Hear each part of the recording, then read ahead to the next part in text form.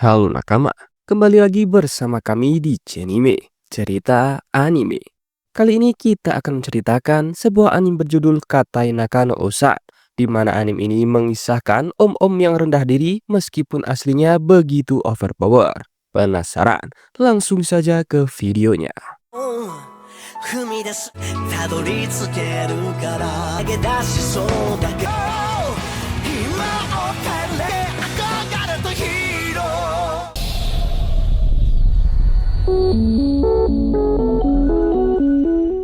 Di sebuah pegunungan terpencil, tinggallah seorang pria sederhana bernama Beryl Cardenan.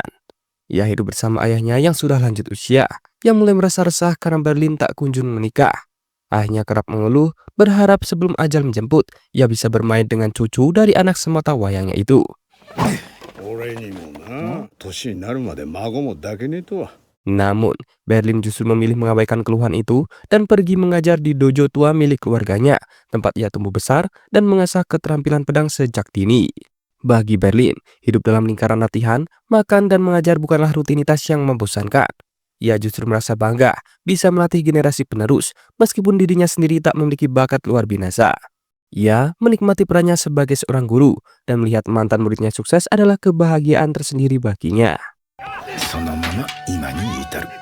人に教える才能はあったらしい。 Sore itu, saat kembali dari dojo, sang ayah kembali memaksanya membicarakan soal pernikahan. Bahkan ibunya pun ikut dalam percakapan, meski lebih santai, meyakini bahwa jodoh pasti akan datang di waktu yang tepat. Dalam hati, Berlin menyadari bahwa usianya sudah tidak muda lagi. Ia pesimis bisa menemukan pasangan, kecuali jika ia tertarik pada wanita yang jauh lebih muda. ごめんください。 ん？ Tiba-tiba, muncullah tamu tak terduga, Lucia Citrus, mantan murid Berlin yang kini menjabat sebagai komandan pasukan kerajaan. Kedatangannya bukan sekadar silaturahmi, Lucia membawa kabar besar. Ia telah merekomendasikan Berlin sebagai pelatih kehormatan bagi para ksatria elit kerajaan. Dan rekomendasi itu telah disetujui. Tawaran ini tak bisa sembarangan ditolak, menolaknya bisa dianggap mencoreng martabat kerajaan. 国王御実付きの任命書です。師範のお仕事に支障はないかと。 Sebelum Berlin bisa berpikir lebih jauh, Lucia memberitahu bahwa mereka harus segera menuju ke ibu kota untuk membicarakan detail tugas tersebut. Sang ayah pun langsung mendorong Berlin agar berangkat, bahkan menyisipkan lelucon agar anaknya pulang membawa calon istri dan secara tersirat menyarankan Lucia sebagai pilihannya. Reaksi gugup Lucia tak luput dari perhatian, namun Berlin justru menolak mentah-mentah ide itu karena perbedaan usia mereka yang cukup jauh. 何か言ったかい？何でもありません。悪ふざけはやめろ。割り者が困ってるだろう。たくいくつ年離れ。 Dalam perjalanan ke ibu kota, Berlin yang cerewet mulai mengajak Lucia berbincang, menanyakan soal pedang yang dibawanya. Ternyata, itu adalah pedang pemberian Berlin saat Lucia lulus dari dojo. Lucia mengungkapkan bahwa pedang itu memiliki makna mendalam baginya dan tetap ia gunakan meski statusnya kini sudah tinggi. Ia bahkan menyampaikan kekagumannya pada sang guru dan harapannya agar bisa menjadi seorang yang setara dengannya. Namun, Berlin mengira semua itu hanyalah basa-basi saja. 多分そんなこと言ってるのこの子だけだよね。 Sesampainya di ibu kota, Berlin menginap sendiri untuk menenangkan pikirannya, di mana keesokan harinya ia dikenalkan secara resmi kepada para ksatria Ordo Liberion. Lucia memperkenalkannya dengan penuh hormat, memuji keahliannya sebagai pendekar legendaris dari desa kecil. では先生、一言お願いします。 Mayoritas ksatria tampak menyebutnya dengan antusias, namun ada dua orang yang jelas terlihat tidak menyukai kehadirannya. いろいろと荷が重すぎる。大丈夫ですかね？ Dan setelah acara selesai, Lucia menjelaskan bahwa Beryl hanya perlu datang ke ibu kota beberapa kali dalam sebulan untuk mengajar. Itu membuat Berlin lega karena ia tetap bisa menjaga dojo di kampung halamannya. Di tengah perbincangan itu, datanglah Kuruni, mantan murid lainnya yang kini juga menjadi seorang ksatria. 岸田入りを目指して一生懸命励んでいた。 Ia menyambut kedatangan gurunya dengan semangat tinggi, menunjukkan bahwa kehadiran Berlin membawa semangat baru di tengah pasukan kerajaan. 来るには2年で引っ越しちゃったんだよな。 Setelah menjalani hari yang melelahkan, Berlin kembali ke rumah. Di sana ia terkejut mendapati Randrit, salah satu mantan muridnya, sedang berkunjung bersama istri dan anak mereka. Tapi yang membuatnya lebih terkejut adalah reaksi ayahnya, yang bahkan tidak menyapanya dan langsung menyuruhnya pergi. Sang ayah menegaskan bahwa ia hanya ingin melihat Berlin kembali jika sudah punya anak, seperti sosok Randrit. 子供が生まれたのを機にこの村に。 Randrit dahulunya adalah seorang petualang yang baru saja pensiun dan memutuskan untuk hidup tenang bersama keluarganya di desa. Tapi kenapa ia datang ke rumah Berlin? Jawabannya cukup mengejutkan. Sang ayah telah menunjuk Ranrit sebagai penerus dojo, karena kini Berlin harus bolak-balik ke ibu kota. Bagi sang ayah, keputusan ini bersifat final tanpa ruang untuk kompromi. Ini berarti, suka atau tidak, Berlin kini terbuang dari tempat yang selama ini ia sebut rumah. のご指導のおかげでここまで来られたので今日だけは止めてやる。いや、ここ俺んちだから。 Saat berjalan di tengah keramaian kota Baltrain, Berlin menceritakan pada Alucia soal konflik dengan ayahnya. Ia merasa tidak enak karena akhirnya menyeret Alucia dalam urusan mencari tempat tinggal. Namun, Alucia menanggapinya dengan santai dan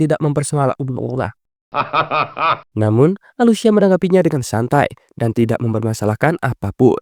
Menyadari kondisi keuangannya yang tidak terlalu baik, Berlin berharap bisa menemukan penginapan murah dan bergantung pada pengetahuan Alucia akan kota ini.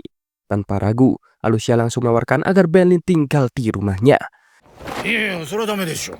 Namun Berlin merasa sungkan dan tidak ingin menimbulkan salah paham, dengan sopan menolak tawaran itu. Dalam perjalanan mencari penginapan, mereka berpapasan dengan seorang yang dikenal Alucia. どうだか。 Namun, wanita berambut merah itu tidak tinggal diam. Ia memotong jalan mereka dan menatap tajam ke arah Berlin, ingin tahu siapa pria yang disebut Alucia sebagai gurunya itu.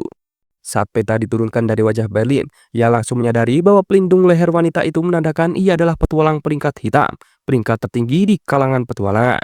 Kejutan bertambah saat wanita itu mengenali sosok Berlin dan memanggilnya sebagai Master. Dan ternyata, ia adalah Lysandra, salah satu murid Berlin dari 2 dekade lalu. Ia mengingat masa-masa ketika dirinya yang dulu ketakutan belajar memegang pedang, dibimbing oleh Berlin yang sabar. Akan tetapi, kebahagiaan itu tak berlangsung lama. Lysandra langsung melontarkan komentar pedas kepada Alucia, menyindirnya sebagai wanita menyedihkan yang bersama sang guru. なんなのこの子たち。 Tapi anehnya, pada akhirnya mereka justru bekerja sama untuk mencarikan tempat tinggal terbaik untuk sosok Berlin. 都会暮らし。面白がれるほど若くはないが。 Keesokan harinya di markas Ordo Liberion, 2 kesatria tengah berlatih duel. Salah satunya berhasil menjatuhkan pedang lawannya dan keluar sebagai pemenang. Tepat saat itu, Alucia muncul bersama Berlin, mengumumkan bahwa sang guru akan mulai mengajar. Namun, belum sempat pelatihan dimulai, kesatria yang menang dalam duel tadi melangkah maju dan mempertanyakan kemampuan Berlin secara langsung. Ia menekankan bahwa menjadi instruktur di Ordo Liberion bukanlah hal sepele dan memerlukan kekuatan luar biasa. Berlin hanya menatapnya datar. Dalam hati bertanya siapa bocah keras kepala ini. Alucia dengan tenang memperkenalkannya, di mana dia adalah Bleach, wakil komandan Ordo Liberion.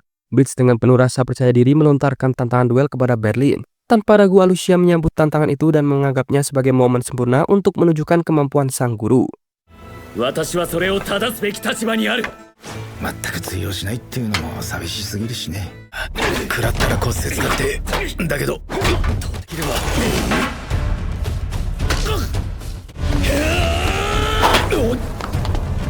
ことはできる。偶然か。見慣れない動きだ。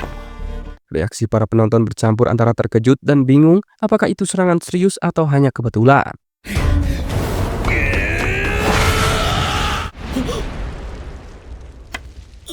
Kekalahan itu nyata.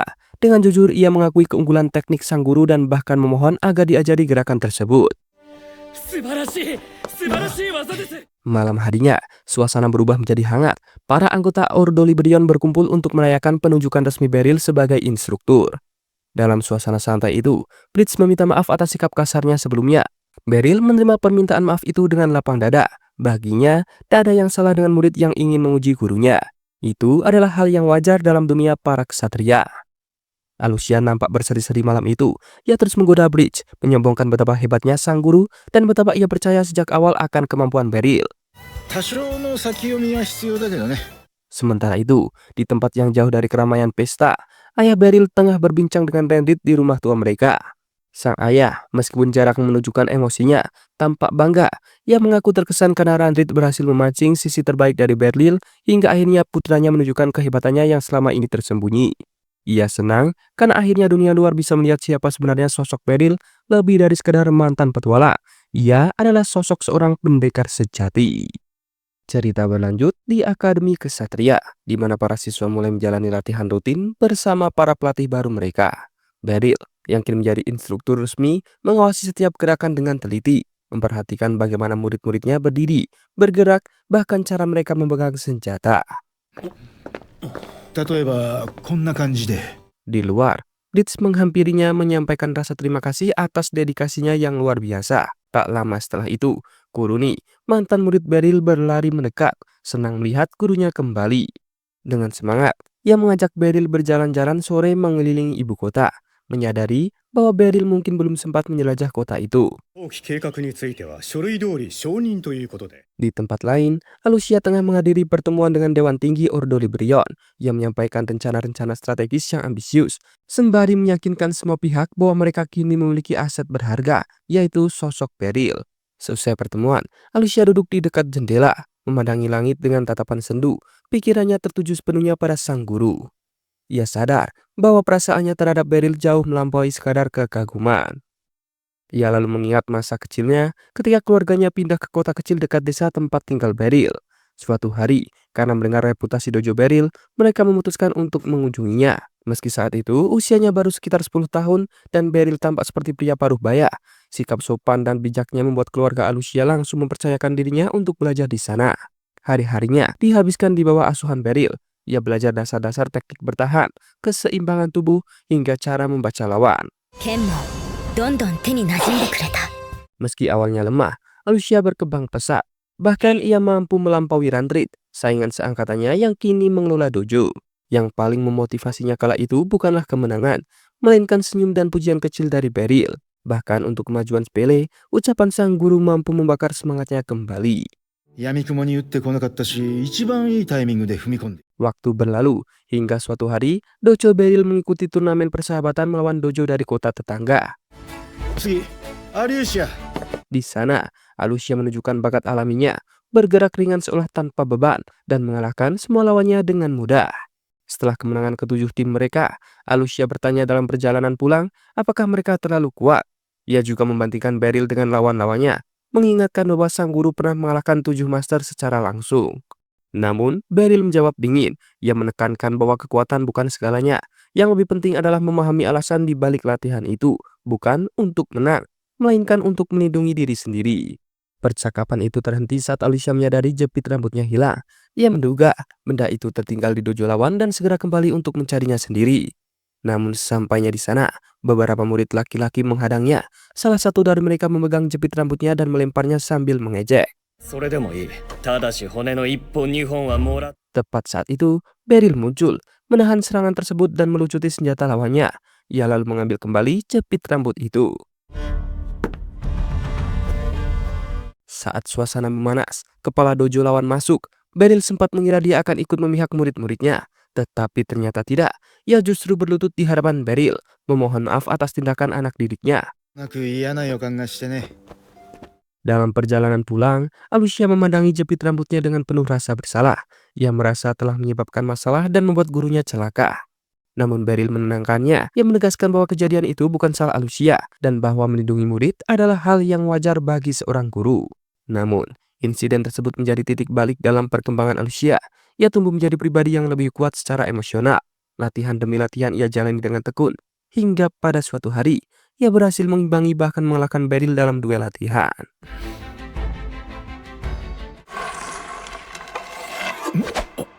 Menyadari bahwa sang murid telah melewati semua pelajaran yang bisa diajarkan, Beryl secara resmi meluluskannya dari dojo dan menghadiahkannya sebilah pedang sebagai simbol kelulusan. でも先生を困らせたくはなかった。 Ia menerima pedang itu dan meninggalkan dojo dengan berat hati. Lalu ia memilih bergabung dengan Ordo Liberion, bukan untuk mencari nama, melainkan demi membuktikan pada dunia bahwa ajaran Beryl layak dihormati.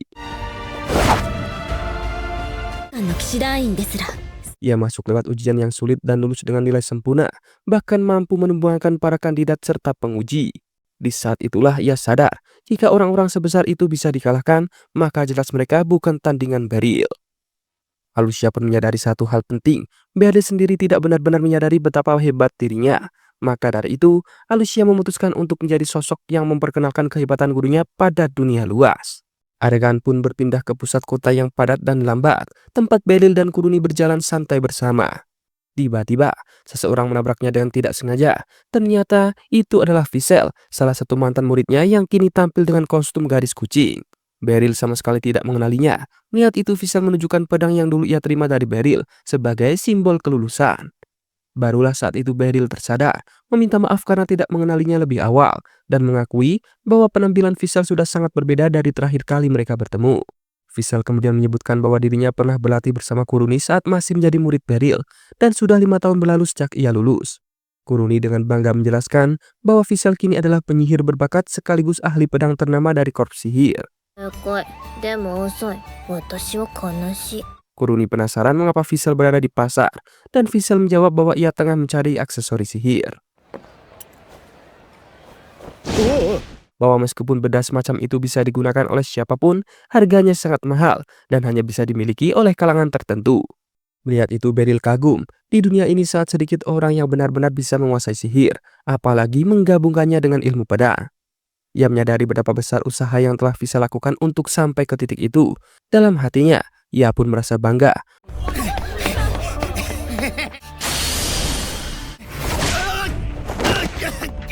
Penggabungan teknik sihir dan pedangnya menjadikan Fischl sebagai sosok yang benar-benar langka. Keesokan harinya, saat matahari baru saja muncul, Beryl keluar untuk menikmati udara pagi sambil mengunyah roti. Di tengah perjalanan, ia melihat sosok mencurigakan menyelinap di gang sempit. Di mana saat didekati, ternyata sosok itu adalah seorang wanita mungil yang memperkenalkan dirinya sebagai Lucy Diamond, seorang komandan dari korps sihir. Beryl sempat mengira wanita kecil itu hanyalah anak-anak yang tersesat dan dengan ramah menawarkan diri untuk mengantarkannya pulang. Namun, ucapannya itu membuat Lucy kesal, di mana untuk membuktikan statusnya, ia menyalakan api dari telapak tangannya. Mereka lalu melanjutkan jalan bersama, dan Lucy mulai menjelaskan alasan ia mencari Beryl. Rupanya, setelah pertemuan kemarin, Fischl tak henti-hentinya memuji Beryl dan kehebatannya. Rasa penasaran Lucy pun tumbuh. Ia ingin memastikan sendiri apakah pria yang dipuja-puja itu benar-benar sehebat yang diceritakan. Maka dari itu, ia menantang Beryl untuk bertarung dengannya secara langsung. ずっと研鑽と研究の毎日じゃ。じゃなさそうだね。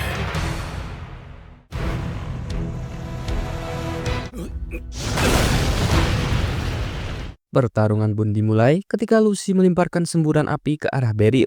Ia menghindar, dan dari gerakan gesitnya, Lucy langsung menyadari bahwa pria tua itu bukanlah sosok biasa. やる気になったか。まあ、やってみればわかることよ。 Menyadari bahwa ini bisa berubah menjadi duel serius, ia pun mulai mencabut pedangnya. Sebenarnya, ia enggan bertarung dan mencoba meyakinkan Lucy bahwa dirinya tidak sekuat yang dibayangkan, berharap konflik ini tidak berlarut. Namun Lucy mengabaikan peringatan itu dan kembali melancarkan sihir api, kali ini dengan kekuatan lebih besar, membuat Beryl hampir tak sempat menghindar. Ia mengubah sihirnya menjadi elemen es dan melontarkan balok es raksasa ke arahnya. Tapi, Beryl berhasil menebas semuanya tanpa kesulitan.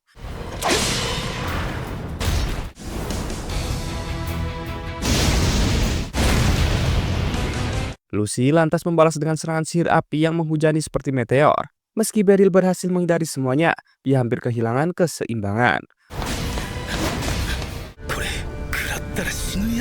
Lucy terus mengganti sihirnya antara api dan es, membuat pola serangan sulit ditebak. Ketika Beryl mulai bisa membaca gerakannya, Lucy pun mengganti strategi. Ia mulai melepaskan sihir petir, memaksa Beryl untuk mundur. Saat jarak mereka makin lebar, Lucy menjadi lebih serius. Kali ini dia menyiapkan sihir kegelapan yang terasa mengerikan. Beryl langsung paham kalau serangan itu mengenai dirinya, nyawanya bisa melayang. Lucy tiba-tiba menghentikan dirinya sendiri. Ia tersenyum puas, menganggap pertarungan mereka sudah cukup. Ia tidak ingin membuat Beryl menjadi abu. Kini ia tahu mengapa Fischl sangat mengagumi Beryl. Namun Beryl sendiri tak merasa hebat. Ia mengaku bahwa sepanjang hidupnya berlatih, ia bahkan belum pernah bisa mengalahkan ayahnya. すまんかったの。この研究が進んだらまた試させてもらうぞ。 Adegan pun berganti ke markas Ordo Liberion, di mana Beryl kembali bertemu Fischl yang sedang bertugas mengantar ramuan dari korps sihir. Beryl senang melihat bahwa ramuan sihir mulai digunakan oleh para ksatria. Ia sendiri hanya bisa menggunakan ramuan herbal murah karena tak sanggup membeli yang jauh lebih baik. Mendengar itu, Fischl menawarkan 1 botol ramuan sihir sebagai hadiah, tapi Beryl menolaknya. Menurutnya, barang mahal itu tak layak diberikan pada orang yang tak berguna seperti dirinya. Tak lama kemudian, Alucia muncul untuk mengucapkan terima kasih pada Fischl atas pengiriman ramuan. Dan setelah Fischl pergi, Alicia mengajak Beryl menemuinya dengan seseorang bernama Lysandra yang ingin berbicara. Lysandra memperlihatkan surat resmi dari kepala guild, meminta Beryl untuk membantu melatih para petualang baru. Setelah dijelaskan bahwa para pemula akan dilatih untuk menghadapi dungeon dan situasi darurat, Beryl tampak enggan. Ia teringat masa mudanya yang penuh luka ketika dulu ia masuk dungeon demi mencari harta, namun keluar dalam kondisi mengenaskan karena diajar monster.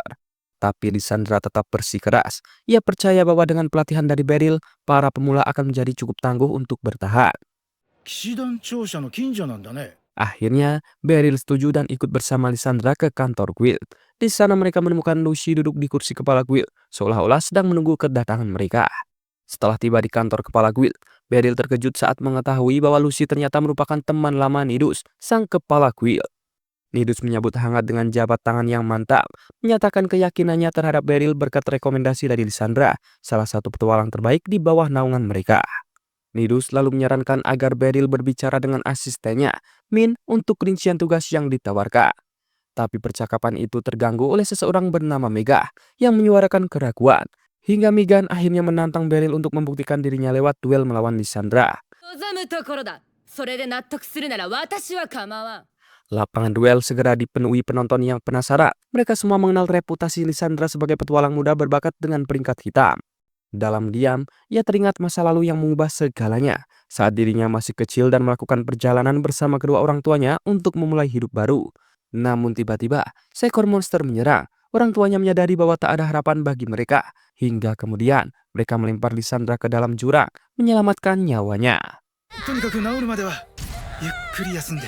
Saat Lysandra kecil menutup mata dan mengira hidupnya akan berakhir di sana, justru seseorang menolongnya. Ia terbangun di rumah seorang pria asing yang ternyata adalah sosok Beryl. Ia pun mulai merawat Lysandra hingga pulih dan perlahan-lahan membuka dirinya kepada gadis kecil yang trauma. Ia membiarkan Lysandra menangis dan ketika waktunya tiba, ia memberinya ruang untuk sembuh.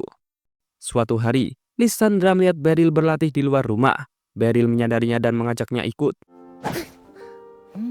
スレナは筋が。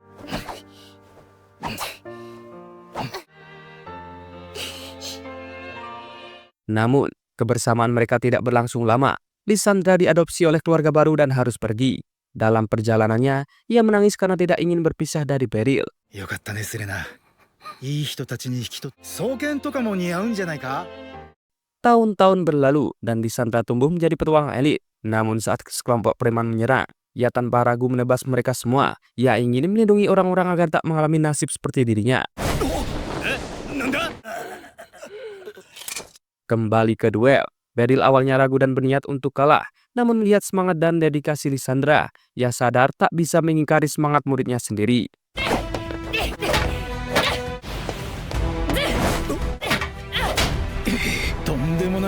Beryl tetap bertahan, menghindar satu persatu serangan tanpa melawan balik. Namun, ia tak bisa menutupi kekagumannya akan kecepatan Lysandra. Ia tahu gadis itu telah bekerja keras bertahun-tahun, tapi sebagai petarung berpengalaman, ia mulai melihat pola dalam teknik Lysandra.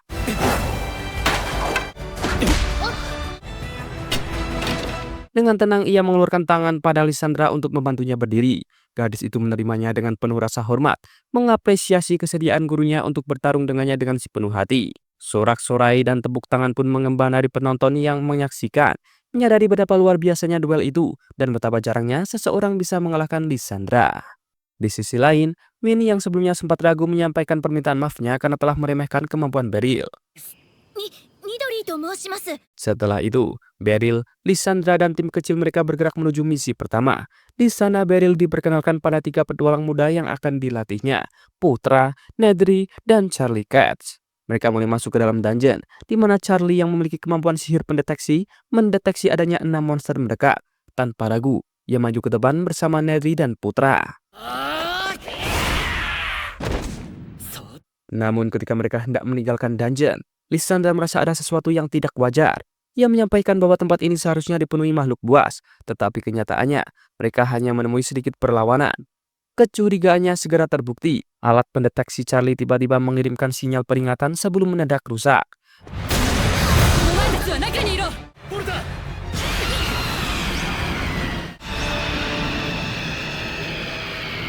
Ia kini harus menghadapi monster buas yang jauh melampaui ekspektasinya. Sebelum menghadapi makhluk mengerikan itu, Ia memastikan Lysandra membawa ramuan sihir untuk pertolongan. Beryl pun menyusun strategi. Lysandra akan memancing perhatian makhluk itu, sementara ia menyelamatkan putra yang terluka. Namun terjadi salah paham. Saat ia mengulurkan tangan untuk meminta ramuan, Lysandra justru mengira ia ingin mengambil alih pertarungan. お助けます。 違う Lysandra segera berlari menuju putra untuk menolongnya, meninggalkan Beryl yang terdiam dalam kebingungan.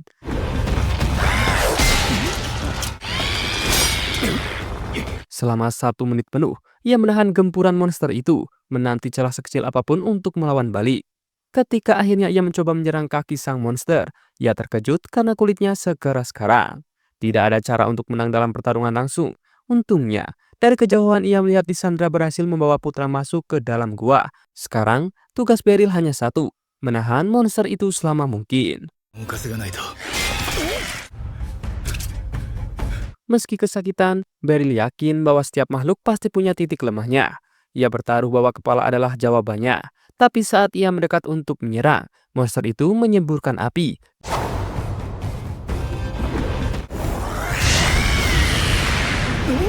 Beryl terkejut. Ia tak menyangka monster ini mampu menggunakan sihir. Melarikan diri bukanlah pilihan karena monster itu jauh lebih cepat.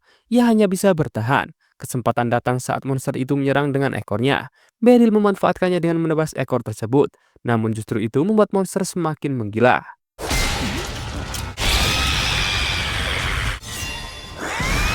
Tapi serangan berikutnya membuatnya terlempar sekali lagi, hingga menembus pepohonan. Monster itu pun terbang tinggi, membawa Beryl bersamanya. Meski tubuhnya terus diterpa angin dan bahaya, Beryl tetap bertahan. Mungkin karena kegigihan itu sang monster memilih kembali turun ke tanah.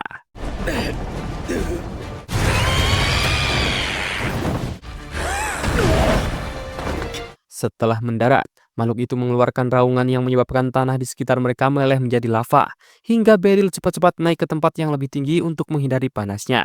Tapi monster itu tidak berhenti. Ia mulai menuju ke gua tempat Lysandra dan para rekrutan bersembunyi.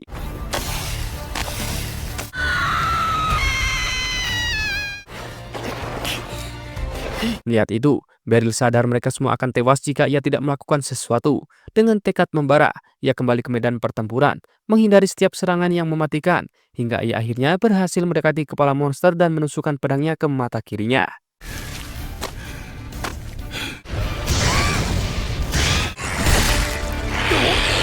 Tepat saat monster itu bersiap menyerang, Lysandra datang dari ketinggian.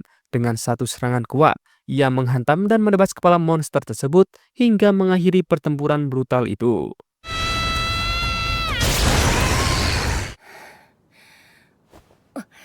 Kekuatan Lysandra begitu luar biasa, menunjukkan bahwa ia berada di level yang benar-benar berbeda. Meski begitu, Lysandra tidak mengklaim kemenangan itu sendirian. Ia dengan tulus mengakui bahwa kemenangan itu hanya bisa dicapai karena keberanian dan ketangguhan Beryl. Hingga tak lama kemudian, putra bersama Nedry dan Charlie keluar dari gua dengan selamat, membuat Beryl merasa sangat lega. Ah, よかった。 Mereka semua lalu kembali ke markas petualang untuk melaporkan hasil misi. Saat melihat bangkai monster yang mereka kalahkan, Nidus dan asistennya terkesima. Mengalahkan makhluk sekelas Chinook Rebel adalah pencapaian luar biasa, apalagi sambil memastikan keselamatan 3 petarung muda. Setelah pertempuran usai, Lysandra tak menyia-nyiakan kesempatan untuk menyampaikan rasa kagumnya kepada Beryl. Ia mengatakan bahwa tanpa keberanian dan pengorbanan Beryl, segalanya mungkin telah berakhir dengan bencana. 立派に育ってくれてありがとう。 Menjelang perpisahan, Lysandra memendam sebuah keinginan dalam hatinya. Ia berharap waktu bisa diputar kembali agar bisa menghabiskan lebih banyak momen bersama Beryl.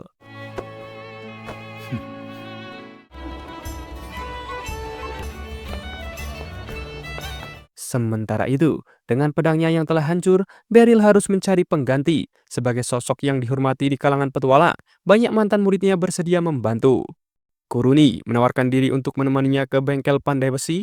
Begitu melihat wajah sang pandai besi, Beryl langsung berseru riak. Itu adalah Balder. Pertemuan tak terduga itu membawa nostalgia. Dulu Balder juga pernah menjadi murid di dojo Beryl. Meski usianya lebih tua dari murid lainnya, ia tetap berlatih demi memahami pedang secara utuh karena cita-citanya menjadi seorang pandai besi hebat. Tak ingin berlama-lama, Kuruni segera meminta Balder memeriksa pedangnya. Tapi setelah diperiksa, Balder menyampaikan kabar buruk. Pedang itu tak bisa diselamatkan.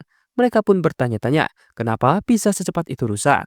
Beryl pun langsung menggali lebih dalam. Ia bertanya pada Kuruni bagaimana rasanya saat menggunakan pedang itu. Kuruni menjawab pedangnya terasa ringan. Beryl memilihkan pedang baru yang lebih kuat untuk Kuruni. 悪くないんじゃないか。存在感めちゃあるっす。 Namun kini, giliran Beryl memilih senjata barunya. Rekan-rekannya mulai memberikan saran, lalu Shia bahkan berpikir bahwa Beryl pantas mendapatkan pedang buatan khusus. Di tengah keraguan itu, Lysandra muncul dengan kantong besar di pundaknya. なんでまたロングソードまさかこいつはゼノグレイブルの Lysandra berkata bahwa ia ingin membuat pedang dari bahan itu, namun bukan untuk dirinya, melainkan untuk Beryl. Beryl segera menolak dengan keras. Hadiah sebesar itu terasa berlebihan. Balder, yang bingung melihat adu argumen ini, akhirnya memberikan pendapatnya. Ia pun mendukung ide Lysandra. Bahan dari monster langka itu sangat ideal untuk dijadikan pedang legendaris. Dengan semua orang mendukung Lysandra, Beryl akhirnya pasrah dan menerima hadiah itu. Di sisi lain, Alucia menunduk diam, merasa ia belum menemukan waktunya untuk memberi sesuatu yang berarti bagi orang-orang yang sangat ia hormati. Balder memperkirakan waktu 1 minggu untuk menyelesaikan pedang tersebut. 出来上がるぞ腕が鳴るぜ Mereka memutuskan kembali, di mana dalam perjalanan pulang, Kuruni ingin mulai belajar menggunakan pedang barunya. できる振り回しになること。ふむふむ。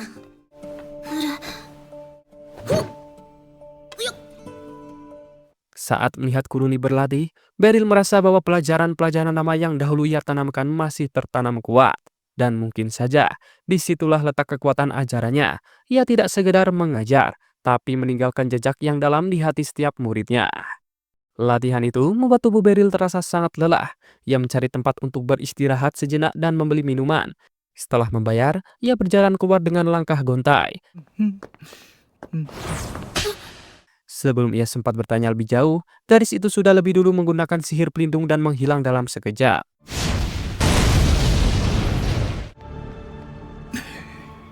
Gadis itu kembali ke tempat tinggalnya, sebuah rumah reot yang ia bagi bersama orang-orang yang menyebut diri mereka keluarga, meskipun perlakuan mereka tak jauh dari majikan yang menindas.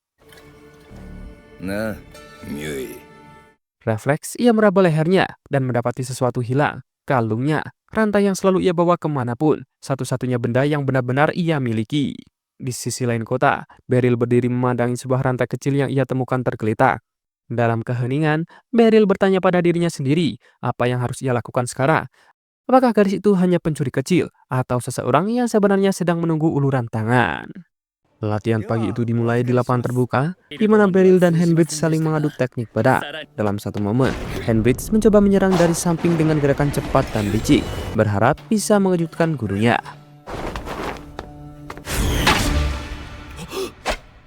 Begitu sesi selesai, Henbridge menghela nafas, mengakui bahwa ia belajar banyak dari latihan hari itu. Ia merasa tekniknya telah berkembang, kini tak lagi mengandalkan serangan frontal.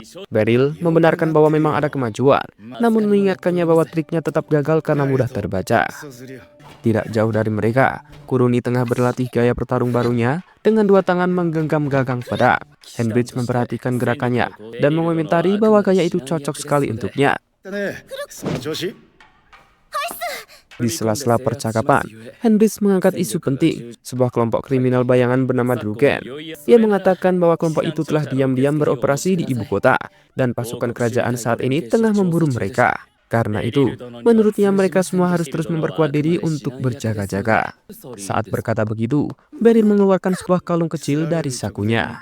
Melihatnya, Kuruni dan Henbridge penasaran, mengira itu hadiah untuk seseorang.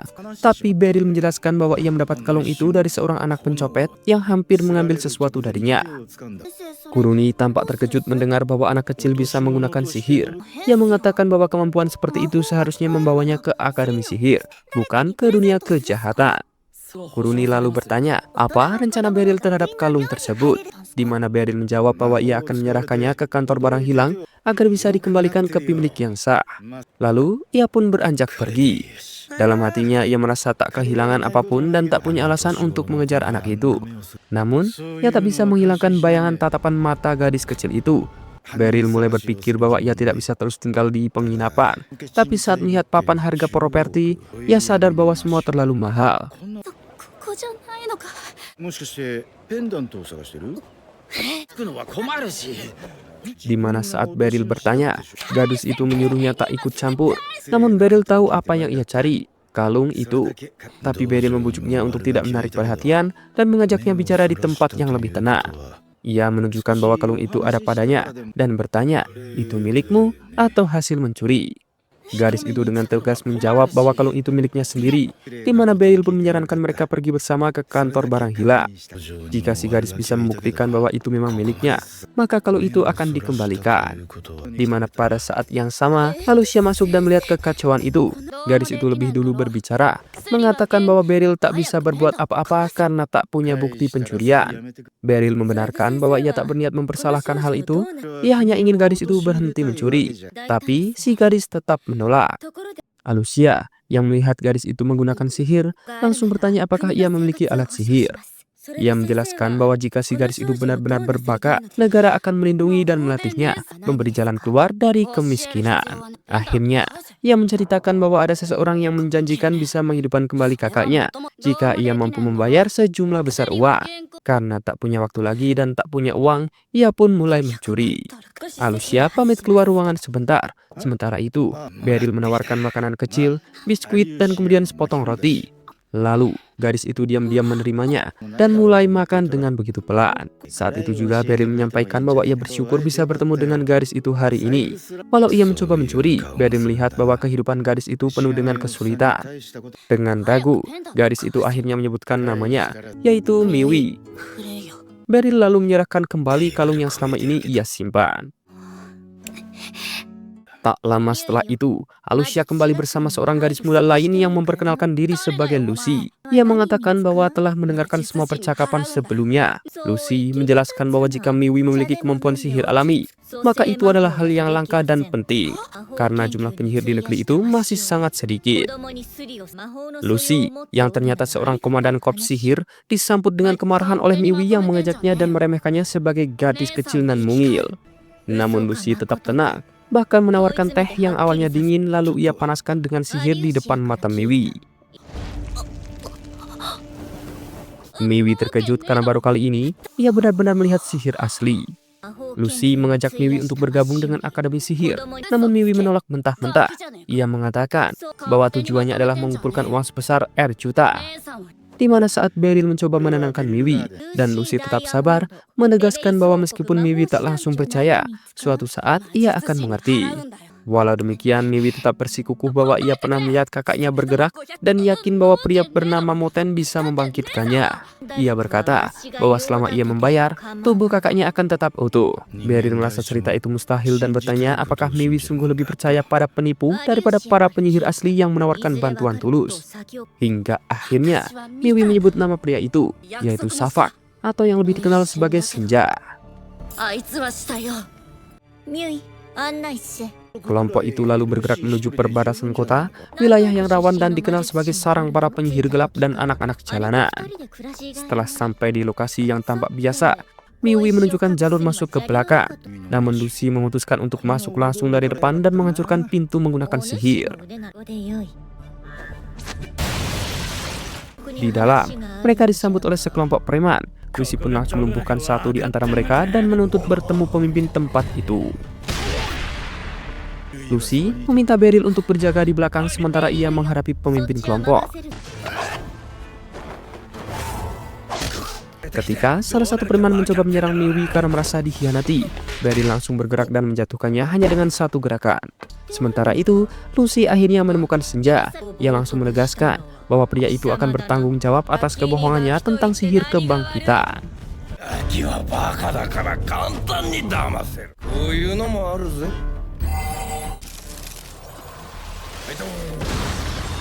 Dan dari sana Lucy memahami bahwa ia menggunakan alat sihir untuk menggerakkan tubuh-tubuh mati dan menipu Miwi. Penyihir muda itu mengancam bahwa kepercayaan pada alat semacam itu tak ada artinya melawan kekuatan sihir sejati. Di sisi lain, Beryl menyelesaikan pertarungannya dengan cepat, mengalahkan semua anak buah Senja tanpa kesulitan berarti. Tak lama kemudian, Lucy kembali menyeret Senja yang sudah tak berdaya ke hadapan Miwi dan memaksanya untuk bicara. Senja, dengan wajah memar dan suara putus asa, akhirnya mengakui bahwa semua yang ia katakan bohong. Sihir kebangkitan tak pernah ada. Miwi berdiri kaku, lalu tubuhnya gemetar dan air mata mulai jatuh membasahi pipinya. Yang tersisa hanyalah kalung kecil yang kini ia genggam erat.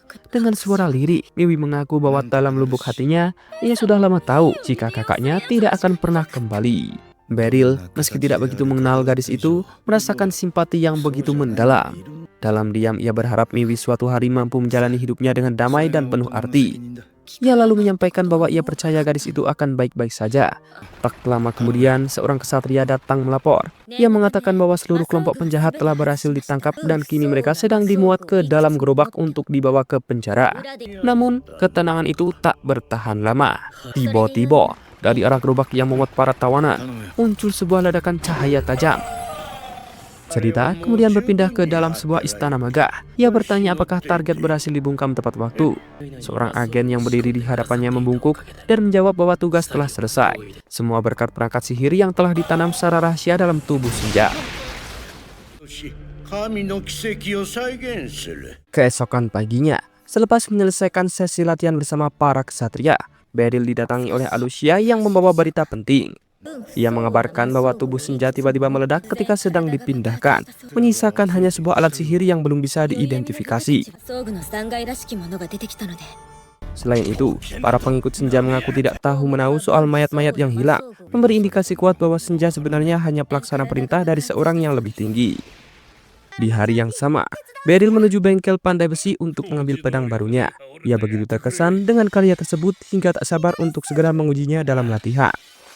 Namun sebelum sempat kembali ke tempat pelatihan, ia bertemu Lucy yang ternyata sudah menunggunya dengan ekspresi serius. Ia meminta Beryl menemaninya ke rumah untuk membahas sesuatu yang amat penting. Di dalamnya, ia diperkenalkan pada seorang pendeta dari gereja Sapen bernama Ibrahman.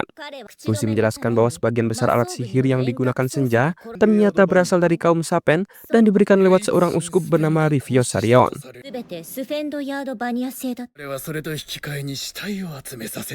Sebagai balas jasa, Rivios menuntut Senja untuk mengumpulkan mayat. Hal itu menjadi masuk akal ketika Ibrahim menjelaskan bahwa doktrin gereja Sapen menyamakan sihir dengan mukjizat, dan bentuk mukjizat tertinggi menurut mereka adalah kebangkitan orang mati. Beryl bertanya mengapa pria seperti Rivios belum ditindak. Ibrahim menjelaskan bahwa posisi Rivios yang tinggi dalam hierarki gereja membuatnya kebal terhadap tindakan hukum biasa. Karena itu, Lucy memohon bantuan Beryl, seseorang yang cukup kuat namun tidak terikat protokol kerajaan, untuk menangkap Rivios jika ia kabur, demi menghindari ketegangan diplomatik. Ia pun menerima tugas tersebut, dengan harapan bisa memberi Miwi kejelasan agar bisa benar-benar melepas masa lalunya. Lucy pun berterima kasih dan berjanji akan memberikan imbalan yang layak untuk jasanya.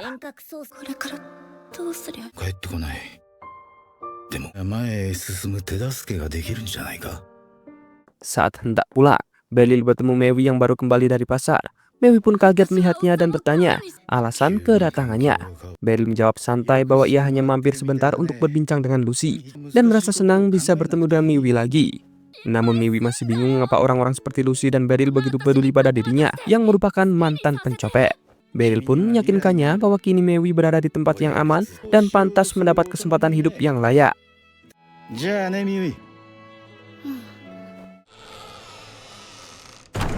Malam harinya, Beryl menyusup ke kompleks gereja di distrik utara.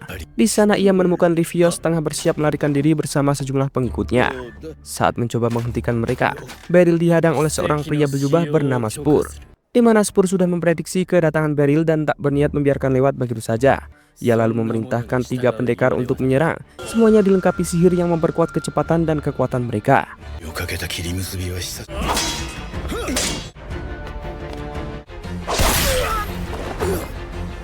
Tak lama kemudian, jumlah musuh bertambah hingga 5 orang. Situasi pun menjadi genting bagi Beryl, hingga sebuah semburan angin ajaib tiba-tiba menjatuhkan senjata salah satu penyerang. Ternyata, Kuruni dan Visel datang membantu.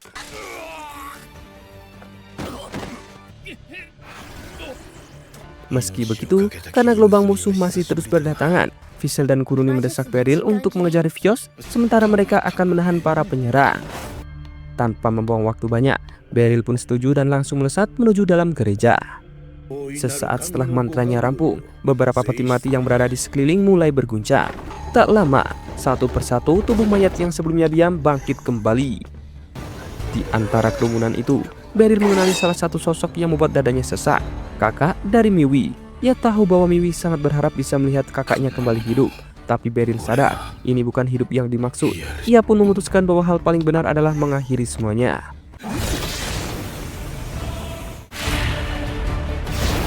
Tanpa ragu, satu persatu ia habisi semuanya, menyisakan hanya satu, sang kakak. Dalam hatinya Beryl sempat berpikir untuk menyelamatkan tubuh itu demi Miwi. Namun melihat kondisinya yang sudah terlalu rusak, ia akhirnya membisikkan permohonan maaf dan mengakhiri hidup zombie tersebut.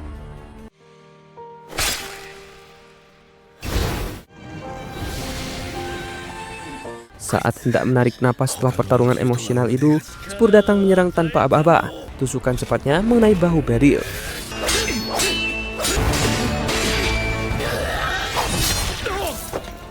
Meski kesakitan, Beryl bertahan dan balik menyerang.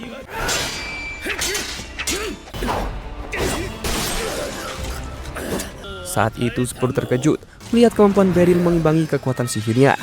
Namun Spur masih punya senjata rahasia. Ia menusukkan belati sihir ke tubuhnya sendiri, menyerap energi tambahan dan kembali menyerang dengan kekuatan yang jauh lebih ganas. Serangannya menjadi lebih liar dan Beryl mulai kewalahan. Tapi Beryl bukan orang yang mudah menyerah. Ia sadar tidak bisa menandingi kecepatan Spur. Jadi ia memilih cara beresiko. Saat Spur menebas lagi, Beryl sengaja menahan serangannya dengan bahunya sendiri.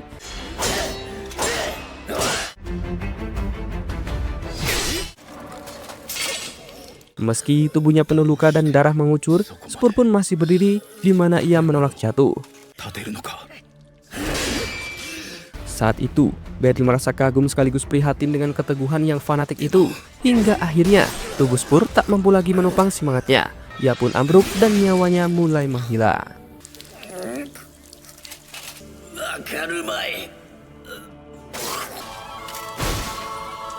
Saat Beryl keluar dari gereja, ia melihat Kuruli dan Visel telah berhasil menangkap Rivios. Ia mengucapkan terima kasih atas bantuan mereka. Namun Rivios tak menunjukkan sedikit pun rasa menyesal. Ketika mereka memberitahu bahwa Spur telah tewas, Rivios hanya berkata dingin bahwa Spur pasti bersedia mati demi cita-cita mereka. Beryl tak memahami maksud semua omong kosong itu dan hanya menganggapnya sebagai delusi fanatik. Keesokan harinya, Beryl melapor pada Lucy tentang apa yang telah terjadi. Meski misinya sukses, ia merasa kecewa karena tak bisa membawa pulang jenazah kakak Miwi secara utuh. Ia lalu membawa Beryl ke sebuah rumah di tengah kota. Saat itu Beryl pun terkejut karena itu adalah sebuah rumah yang mewah dan nyaman, sebuah tempat tinggal yang selama ini ia butuhkan. Lebih mengejutkan lagi, Beryl melihat Miwi sedang membersihkan lantai. Ia pun langsung bertanya kenapa Miwi ada di sana, di mana Lucy menjelaskan bahwa semalam ia dan Miwi berbicara panjang, dan Miwi memutuskan untuk masuk ke Akademi Sihir. Namun untuk bisa mendaftar, ia pun membutuhkan wali resmi. Dan mulai hari itu, Miwi akan tinggal bersama Beryl dan ia akan menjadi figur ayah sekaligus pendamping resminya.